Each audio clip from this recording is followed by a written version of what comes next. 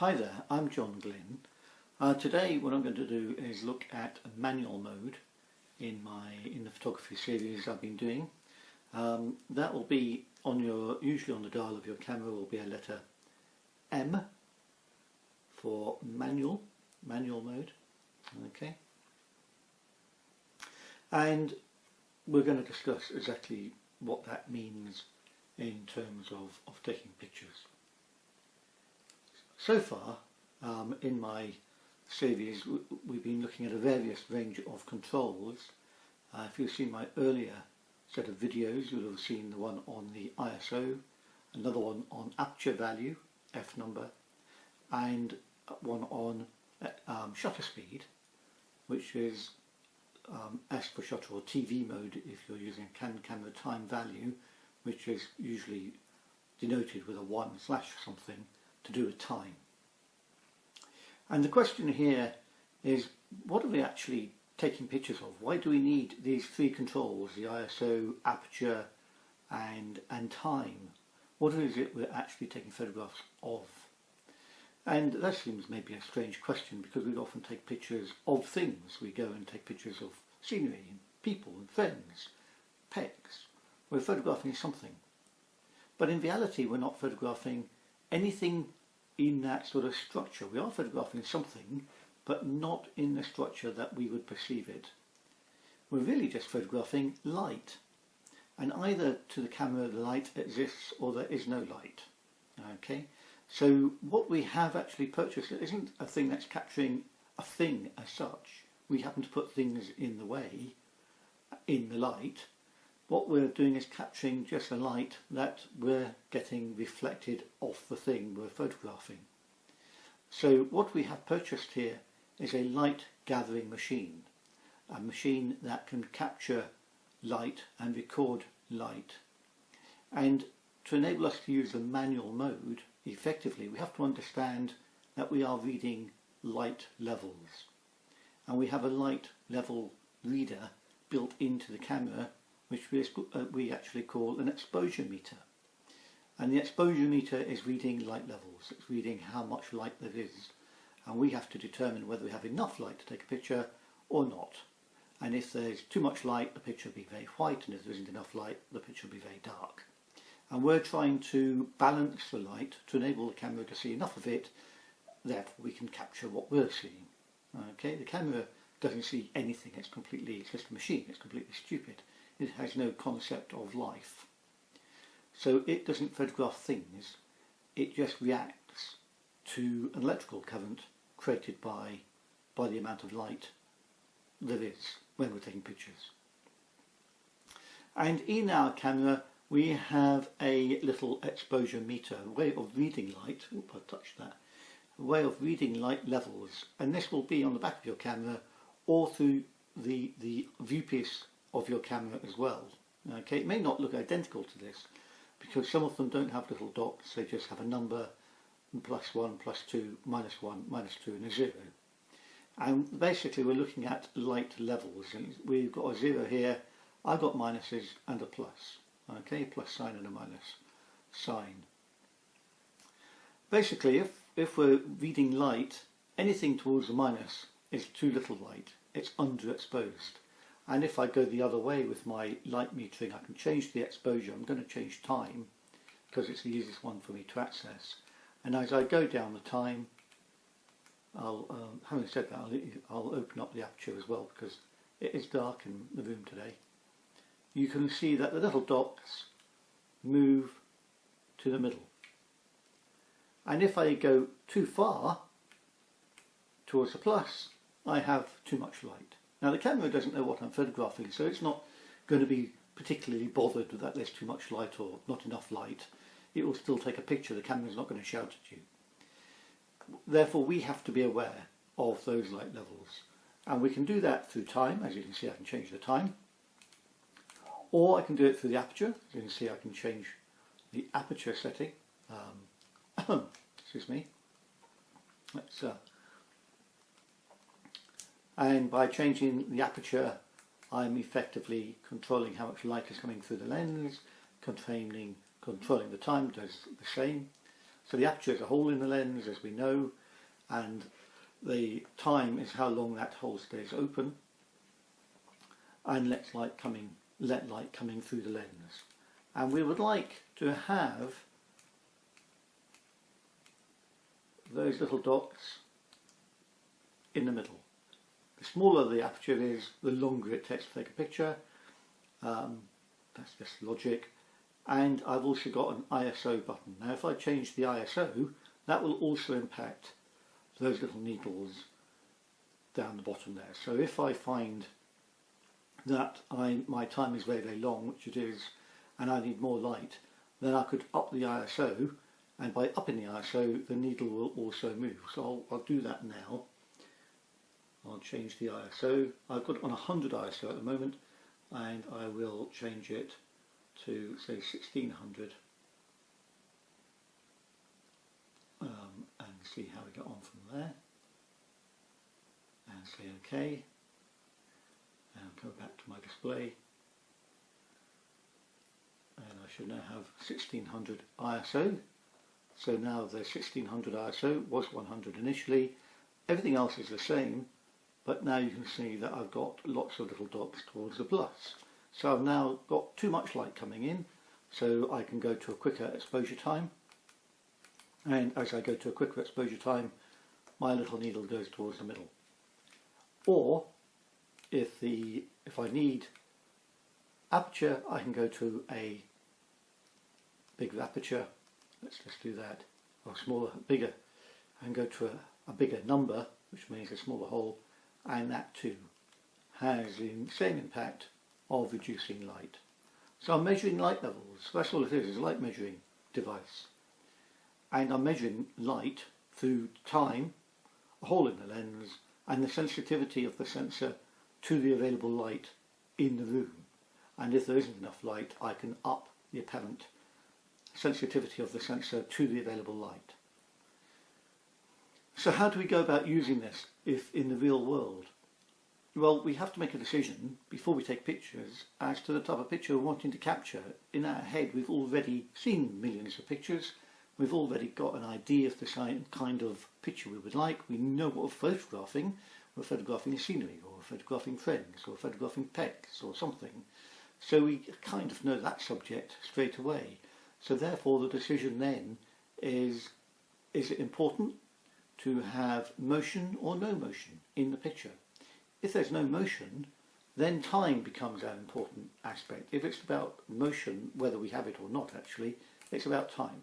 If I'm wanting to freeze frame motion, then the deciding factor will be that I need a shutter speed quicker than the motion of my subject. So therefore I need to put this to a number which will enable me to take pictures under low lighting, or whatever lighting I happen to have, whatever it happens to be, quicker than the motion of my subject. Then I'm looking at my little needle and I'm thinking, oh, I need more light because it's now gone to the minus. So therefore I will have to change the aperture to let more light in. And as I open the aperture up, make a bigger hole, lo and behold, the little needle moves to the middle. And as long as I can get my little needle to the middle, or near enough the middle, I have enough light to take a picture. If I can't get the little needle to the middle because there isn't enough light, I'm then going to change the ISO. And the ISO enables more light effectively to come into the camera, enabling me to see more light. So then I can adjust my aperture again. So the deciding factor on taking pictures of people and pets will probably be speed, and therefore shutter speed. If it's photographing flowers or objects, certainly close up to me, then the issue will then probably be aperture. Therefore I will set the aperture. And if the aperture is important, I may need to set it at, say, f8. Seems a fairly common sort of aperture that people go for. Now you can see again, not enough light, it's gone to the minus. So therefore I'm going to have to allow more light in. And the way I can do that is by changing time. And sure enough, my little needle goes to the middle, and I say, oh, I've now got enough light to take a picture in this amount of light at that time, a fifth of a second, I think it is. a half a second rather, it's half a second. So therefore, at half a second, it's too long for me to hand hold. So therefore, I would have to use a tripod. If I have to hand hold, I would then look at my ISO reading and say, okay, maybe I have to up the ISO because I need a quicker shutter speed. I need to take a picture at this aperture because of depth of field. Therefore, I can't change the aperture. I can only change two other settings. If I need to have a quicker shutter speed so that I can take pictures without any motion, and in this camera I can do around about a 30th of a second for argument's sake, I would now need to up the ISO to move my little needle to the middle. And I'm at the moment on 1600 ISO and it tells me I'm too dark. So therefore I would have to go to my ISO option and I would up the ISO to a number that hopefully will enable me to take a picture. Let's just check, and when I do that, it's near enough got to the zero. It's not quite on zero. Oops, I've touched other stuff on this camera. It's not quite on zero, but it's very, very close. And generally speaking, we would actually advise people to slightly underexpose their pictures anyway, because it's easier in JPEG in particular to lighten a picture than it is to darken a picture. So I would generally slightly underexpose my photographs so that I can actually work on them, if need be, at a later date in a software package. So basically all I'm doing is moving these three numbers in relationship to one another to move my little needle to the middle, making a decision as to which of these top two numbers, time or aperture, is most important for my picture taking subject matter, because that's going to be the thing that's going to determine whether shutter speed is the important aspect or whether the aperture is the important aspect. And you might say, therefore, why not just take pictures in, as we have done in earlier sessions, why not just use aperture value or shutter priority value and let the camera do everything for you? Well, you could. However, there are reasons we want to be in control. One is we may wish to either slightly or underexpose the pictures or slightly overexpose pictures, because when you're taking photographs, you're not just capturing what is there. I mean, that's fairly straightforward. We can just shoot it on auto if we're just going to capture what we can see and what is there. But we may want to add something beyond that, a mood, a feeling, and you do that partially through light. If you dim things down, things become maybe darker, moodier, and therefore you get a different feeling from a picture which is lighter and airier. So when we're taking pictures, we're not just thinking of trying to copy what we see. We may actually be trying to actually put something into the picture which gives us a feeling, a mood, and we would do that partially through exposure and whether we under or overexpose the pictures. As well as that, if we are out taking pictures and we're not too sure exactly what we're going to do, we haven't gone out specifically to take a picture of just sport, in which case that would be on shutter priority mode, or just flowers, which may well be just on aperture value mode, but we've gone off to just take pictures, then being in manual mode affords us to very quickly make changes to the shutter speed or the aperture, depending which one we wish to work in, without having to change dials and come in out a mode and then out of a mode to access another mode. By the time you've done that, your subject has gone fed up and wandered off, or other people have got fed up and wandered off, or whatever it might be. So working in manual mode allows us a quicker way of accessing effectively the different modes without having to enter into or out of one mode that we're already in. We're in a manual mode and we can make decisions there and then.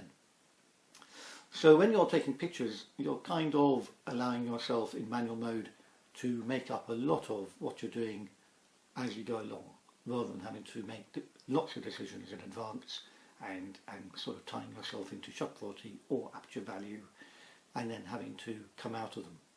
Okay. So for me, manual mode for much of my photography, especially as I'm just walking around on holiday and that kind of thing, would be what I would set the camera on. I would set the ISO as low as I possibly can, given the lighting conditions and also my subject issues as well, to do with camera shake or whatever it might be. And there we go. And as long as my little needle is near enough the middle, I know that I will get a picture. If I then want to add a kind of mood to the picture, I tend to underexpose my pictures, and I quite like dark pictures. Then I would actually underexpose them, which becomes more difficult, not impossible, but becomes more difficult in the other modes. Okay, so yeah, I would have a go on manual mode. It isn't as complicated as I think people think it would be. It's actually one of the simpler modes to use, and it's certainly easier in my view than aperture value mode, which causes lots of other issues. So I would stick with manual mode as much as possible. It also makes you think about the picture. It also makes you understand what the camera is actually doing and understand the process of making a photograph and ultimately using light, which is what we're doing, to using light to actually to take the picture and make an interesting image. Okay, hopefully that helps, and thank you very much for watching.